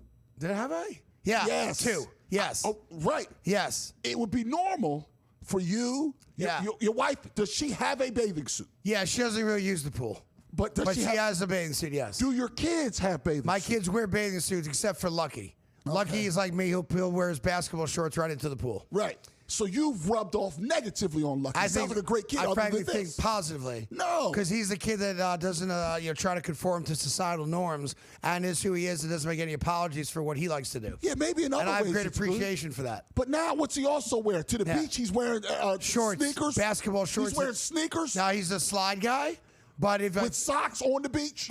he has done that. See what I mean? Yeah. You got him all off kilter. This is what I knew it. I knew it. He has done that. I can't deny it. Yeah. You got to dress. Yeah. You He's guys done it. I bet you both have trouble relaxing. That's what it is. Yeah, I don't. He can lay out and sit still. I can't sit still. Yeah. I like if I go to the beach, you would have something for me to do, and all I need is a shovel, because I'm a big. I make beach sculptures. I make 2. And if you take me to a beach, there's only 4 things I do on the beach. Well, you have a catch? I love being in the ocean. Okay, you have a catch? 5 things I do. I like to have a catch. Okay. I like to go in the ocean. I'm in the water as long as possible. Okay. Diving into waves and stuff, right? All right. I like to dig a hole. Okay. Well, I never dug a hole before. I like digging holes. Okay. And I make 1 or 2 sculptures. That's good, fellas. Yeah. I either make a crocodile or I make a naked woman. Now, this And I is do where it every time I go to the beach with huge jugs. this is where I want to believe you. Mm-hmm. You don't have the skills to do the detail work for the crocodile. Oh, I do.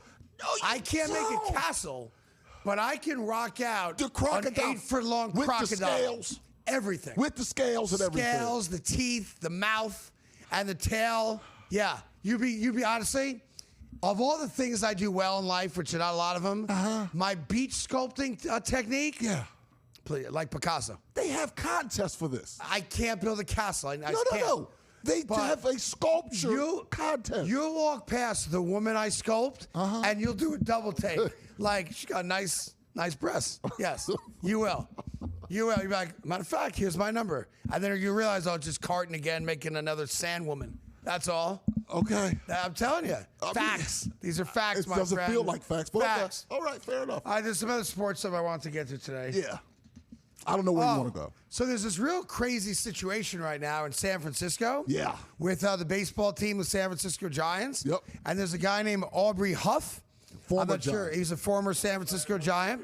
Won a couple World Series out in San Francisco. He has a bit of a reputation. Aubrey Huff is a homophobic guy. Yes. Who went on a homophobic rant after Giants Pride Night.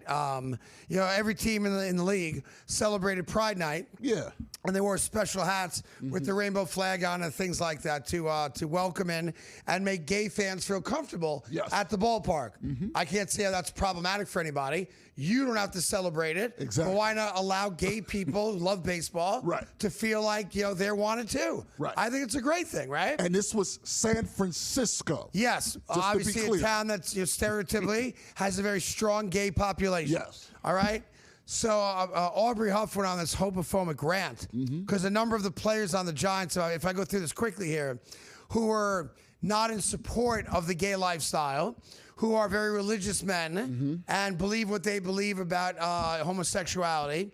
They wore the hats, but some of them put some Bible passages up on their hats so they at least could say, I guess, to their families or their friends and supporters, I don't want to wear the hat. I have to wear the hat, but I'm going to make it clear that I don't support that lifestyle by quoting scripture, essentially, on the hat. Yes. That's the story, all right? Aubrey Huff comes out and goes on a long, multi-post rant about how offensive it is and how San Francisco is going to lose out on their fans and they're spineless and feckless. And Buster Posey, another former Giant who won World Series in San Francisco, currently the who's president. the team president, Yes. should have told the guys, you don't have to wear the hat. And apparently you don't have to wear the hat. You don't have to wear the hat. Buster Posey either didn't know that or didn't tell the guys He didn't tell it's them. optional. Yeah, he didn't tell them. So the guys that felt like they're forcing me to wear this hat had their own silent protest by writing Bible scripture on it. Now Kurt Schilling's getting into it. Now it's an attack on the gay lifestyle. And I find this whole thing, first off, I feel bad. I feel bad for gay baseball fans who feel a certain way when they get caught up in this ridiculous drama from a closed-minded, homophobic douchebag. I agree with you. And that's what I think Huff is. He is. Like, I don't care who you slept with, I never have. I also think it's a choice. I think you are born a certain way, and that's who you are. And God bless you if you can embrace it and live a happy life. I don't care who you sleep with, as long as they're of age and consenting, right? Right. And that's truly my own personal feelings. And on I it. completely agree with that Yeah. 100%. 100%. And I also think for the men that are on San Francisco or throughout baseball that have a different feeling about it, they're allowed to have that feeling. And if they don't want to wear the hat because it goes against their religious beliefs, I don't think they should have to wear the hat. They did. I don't think any of this crap should be forced on anybody, regardless of the cause. But it wasn't. And that's the point. Aubrey Huff went on this rant attacking San Francisco, attacking the manager, not really attacking Buster Posey, but kind of saying, Buster just in over his head. Buster, what is he supposed to do? But the idea of supporting the gay lifestyle is offensive to Aubrey Huff. When did I care what Aubrey Huff had to say? Exactly. Right? Exactly. And now I have to care about it because this is a big story right now. It is. And it's our job to talk about it. So let me say this to Aubrey Huff. Number one, I don't know if I've ever even heard of you. Number two, I do respect the fact, having looked you up now, that you were a professional baseball player, and a good one at that, and that you won multiple World Series. And I think that's great that you were that good at your chosen profession. But your beliefs are not my beliefs, and my beliefs don't have to be your beliefs.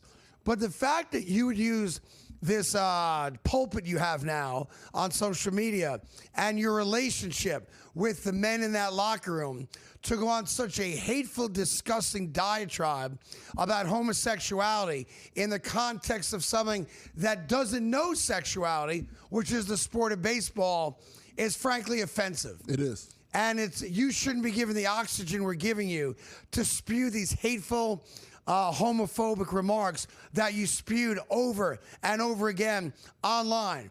And I want to be very clear. You are welcome to have the beliefs you have. That's the beauty of America.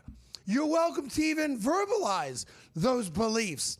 But when your beliefs now intersect with the game on the field that we all love, that's where I personally draw the line.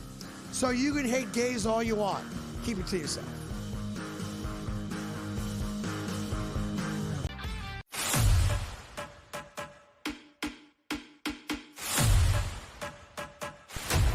Are you ready for el verano más futbolero de tu vida?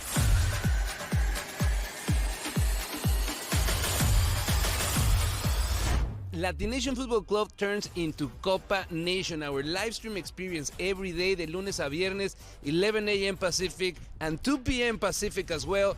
Checking in after the games. In that slot between games, we got you, my friend. We're going to have celebrities, legends of the game, content creators, and a bunch of our friends that are going to keep you entertained and informed, letting you know what's happening all across the 3 countries that are going to be experiencing this crazy, crazy football tournament. Don't miss it. Copa Nation right here on Latin Nation every day. Check it out.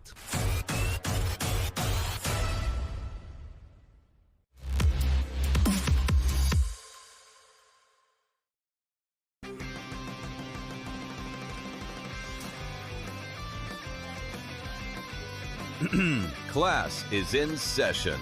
Today, let's talk about the teaser. A teaser is a multi-leg bet where you shift the point spread in your favor. You get better numbers, but every selection has to win. It doesn't matter what you bet if you don't have the insights. Tune into SportsGrid and get ahead of the class. Their pitching has been really good in their bullpen too. So Chris Getz, their general manager, credit to him. This guy was getting pounded a couple of years ago for decisions and everything like that, but man, it is seemingly working out. The fans, by the way, all of a sudden are pouring in there. Their attendance is on the rise too. So a great sign that the White Sox are in this thing. Now, long term, I don't know. Like, is this a postseason team? Is it a deep postseason team? Pro Baseball Today, only on SportsGrid.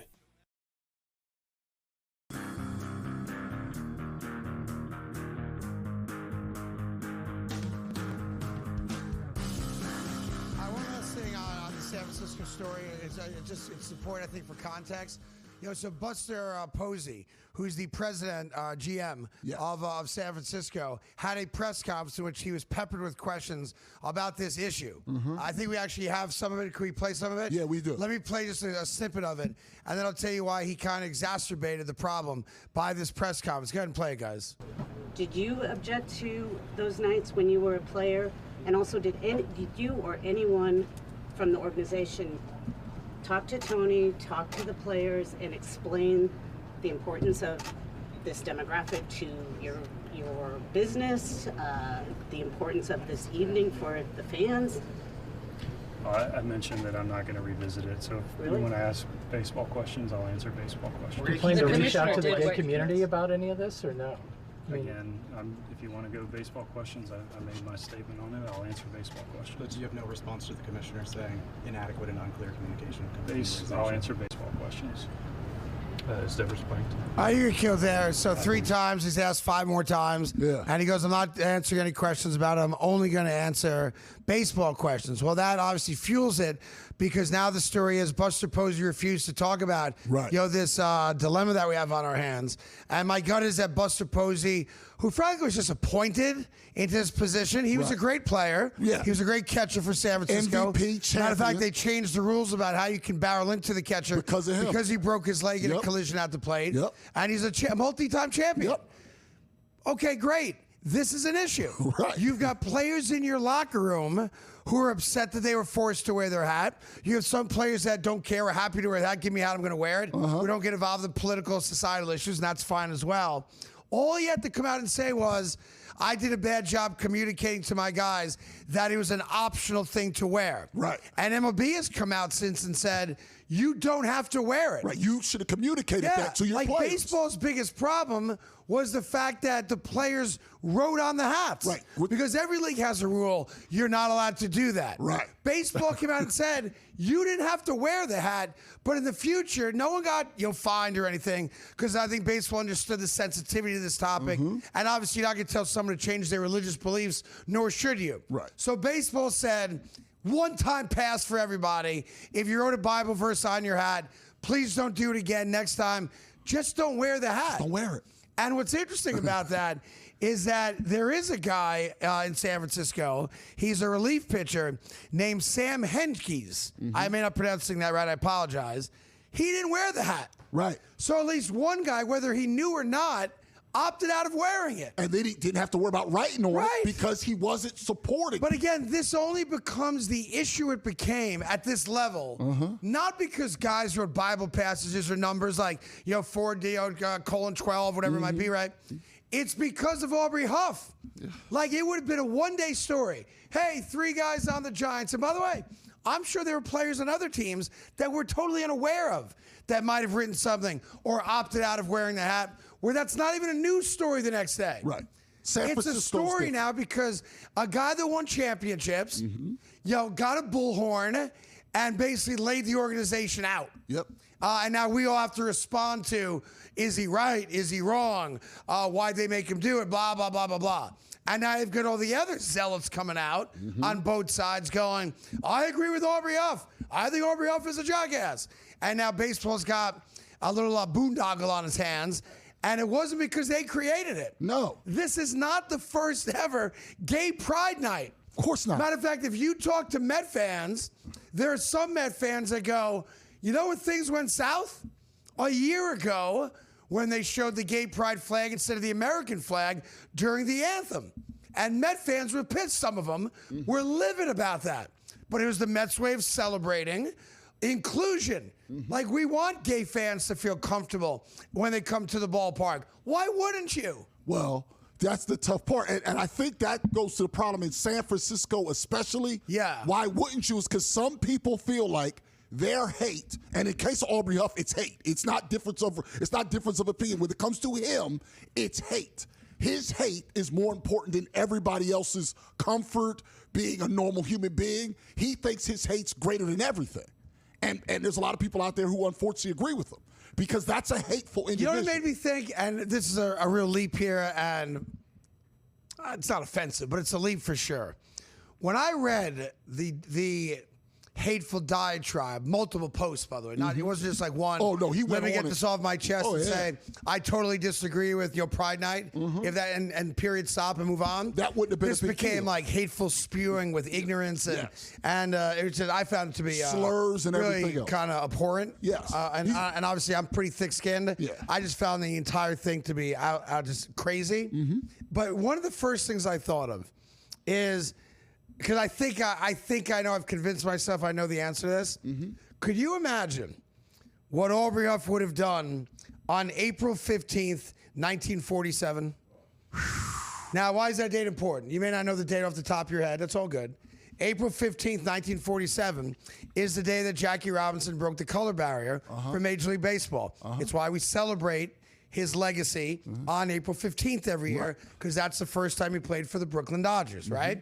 And it's the day we should always celebrate. And I'm glad that baseball does it. And everybody wears 42. It's awesome, I think, It's great. It's incredible. And it's really, and by proxy, it's also a celebration of all the Negro League ball players who went without for so long and weren't even appreciated and were only recently put into the Hall of Fame. Right. Which was great that they also fixed that error, And the stats they could find are now in the official record now. One of the things I thought of was, I can tell exactly what Aubrey Huff would have said on April 15th, 1947. There's no doubt in my mind. No doubt about it. Right? And I know it's two very separate issues, but when you go on that kind of rant that this dude went on, with hate in your heart over the sexuality of a human being who ain't breaking the law, is in a consenting relationship, and was born that way, and gets great joy out of the relationships he may have or a woman might have in a woman, a lesbian relationship.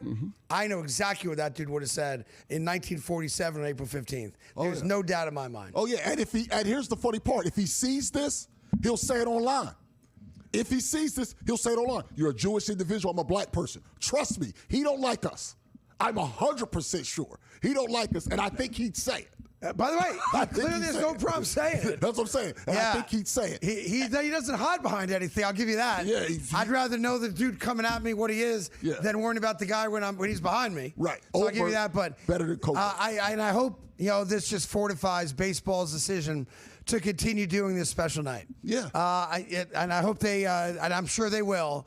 And every now and then, there's an old phrase like, there's an Italian phrase about opening your mouth and proving to everybody the idiot that you are, as opposed to keeping your mouth closed and making them guess. Aubrey Huff opened his mouth, and now we know.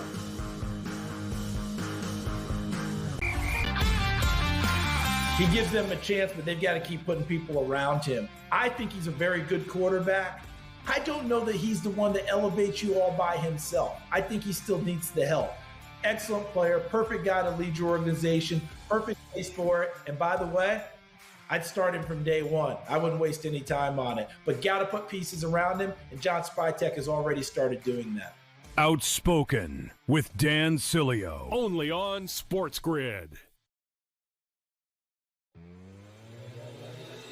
This is the third time he's been medically checked. Even the refs coming over. He's like, dude, like come on. Like after every sort of play in front of the net, the kind of goal he's done. He's on the jumping. Turf. He's on the turf, like you said, like he's like driving off the top rope. Look at him here again. I give him credit. He's freaking fearless. In-game live, only on SportsGrid.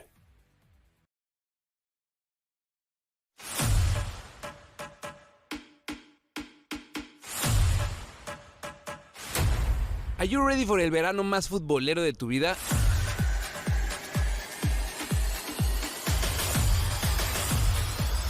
Latination Football Club turns into Copa Nation, our live stream experience every day, de lunes a viernes, 11 a.m. Pacific and 2 p.m. Pacific as well. Checking in after the games. In that slot between games, we got you, my friend. We're going to have celebrities, legends of the game, content creators, and a bunch of our friends that are going to keep you entertained and informed, letting you know what's happening all across the 3 countries that are going to be experiencing this crazy, crazy football tournament. Don't miss it. Copa Nation right here on Latin Nation every day. Check it out.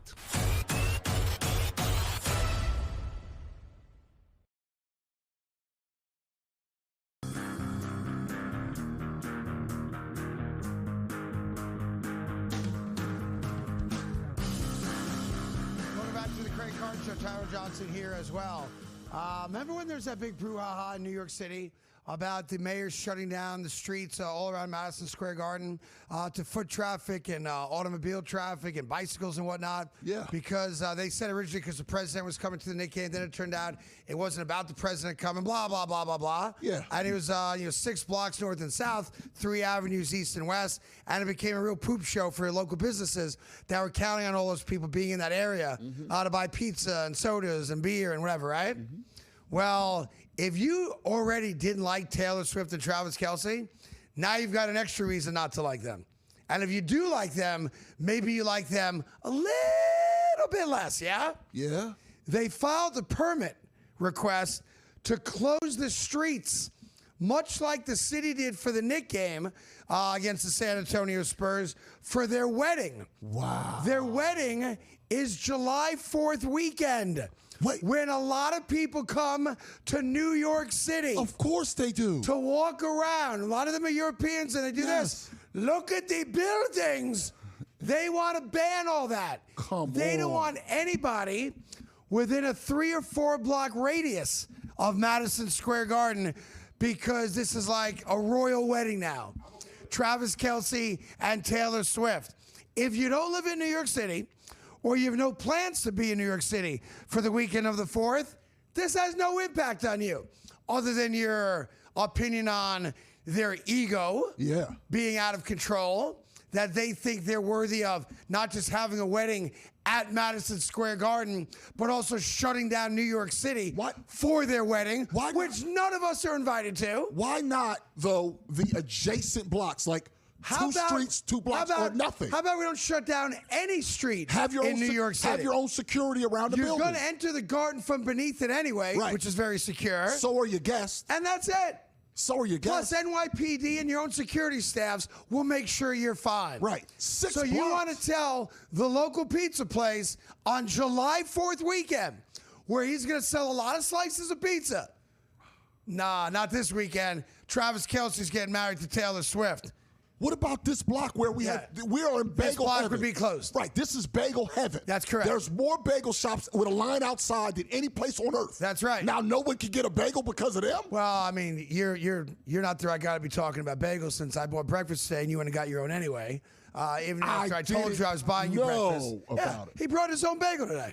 Yeah, and I made it clear yesterday, I'm buying breakfast for everybody. I wasn't down for that. I wasn't there. Uh-huh. I wasn't even there. Yeah. I wasn't even there. Brady got his own bagel sandwich anyway. Uh-huh. So anyway, that's what's happening with them. That's messed up. A couple quick World Cup things before we skedaddle here. So there was a Brazilian psychic with 25 million followers. So I guess she's like really good at being a psychic. Yeah. Who said that yesterday at Hard Rock Stadium in Miami, a UFO was going to land on the field and abduct hundreds of players, officials, and fans and take them away. So I watched. Not to watch Brazil play, although Brazil's great, obviously. Neymar's on that team. I watched played because for the first time in a long time. I watched because I wanted to see the UFO land and abduct people. Because I've always wanted to be abducted by UFOs since I'm 5 years old. It's been a lifelong dream of mine to be taken away. I also had a tough childhood, so maybe I just wanted to escape my parents who didn't like children. I don't know why they had 3 of us. But I used to dream about the UFO landing in my backyard and taking me. Okay. And by the way, not returning me. That was the dream when I was 5. That and being the center fielder for the Mets, which never materialized either. But I watched the entire game last night, and no UFO. Not one. No abductions. Nobody missing. Hundreds of people not taken into the sky to a planet far, far away. So I was very disappointed in that Brazilian psychic. And then the final World Cup thing I saw, not just that it's Turkey yay. The USA are playing at 10 o'clock tonight at SoFi Stadium. It's they made a statue for Lionel Messi One of the great Argentinian players of all time. Yeah. I don't know, maybe you can help me out with that, Tyrone? That is not Photoshop. Now, what looks like his junk is actually the trophy, the World Cup trophy. Yeah. Now, and that's like his normal score a goal, slide on your knees, hand to your heart, hand to God. Yeah, but now he's kind of that's like an Argentinian porno, is what that is right there, is it not? Yeah, it is. Now, being that you're Mr. Soccer. Yeah. They wanted to render how it would look if perhaps you did it. Yeah. And I think you have my statue? Yeah. And then you can see there's yours. Well, and there's mine. Where's my trophy? It's there. What you just said. I have like a micro trophy. Well, that's what you having a lot of experience with that. That's not the first Why time is you've your heard. trophy bigger than my trophy? Ask her, okay? I don't make these decisions. She knew. That's not the scale at all. That is the scale, brother. You gotta deal with it. You gotta deal with it. The scale. That's the scale. It's like I got 2 belly buttons. Well, in any event, hey, it works. 4 kids. Team USA World Cup. We'll do this again tomorrow. Then we're taking a little summer hiatus for a couple weeks, recharge the old battery. So hopefully you'll join us tomorrow morning. Thank you for watching. Great job, everybody, upstairs and downstairs. SportsGrid, Red Sea Ventures. One more show tomorrow.